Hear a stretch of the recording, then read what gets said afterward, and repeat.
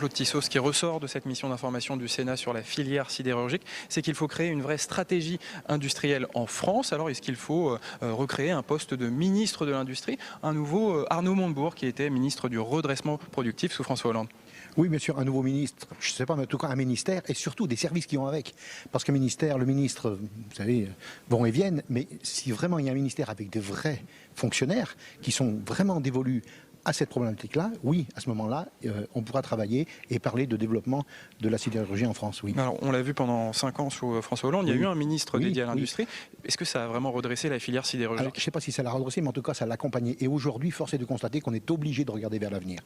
Aujourd'hui, en France, on a des entreprises sidérurgiques qui fonctionnent, qui sont indispensables dans le développement de notre pays.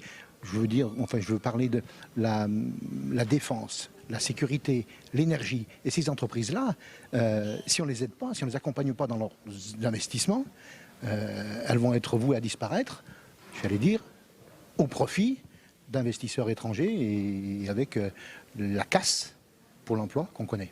Alors aujourd'hui, 1 kilo d'acier coûte moins qu'1 kilo de pommes de terre. Il y a une réalité de marché. Que peut faire l'État face à cette réalité? Est-ce qu'il faut réguler les prix? Oui, bien sûr, il faut réguler les prix. Alors c'est là où il y a quand même un dilemme. Pour connaître un petit peu l'agriculture, produire 1 kilo de pommes de terre, ça devrait coûter moins cher que produire 1 kilo d'acier.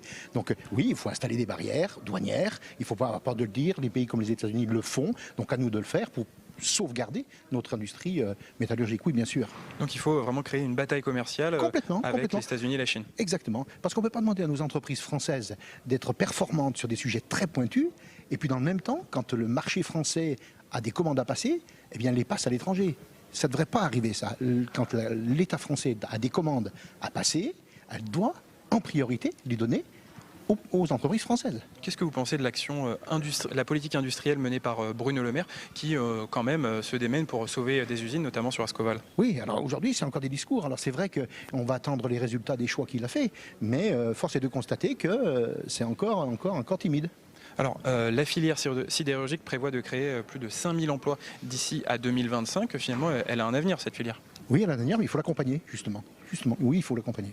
Très bien. Merci beaucoup, Jean-Claude Tissot, d'avoir répondu à mes questions. Merci beaucoup.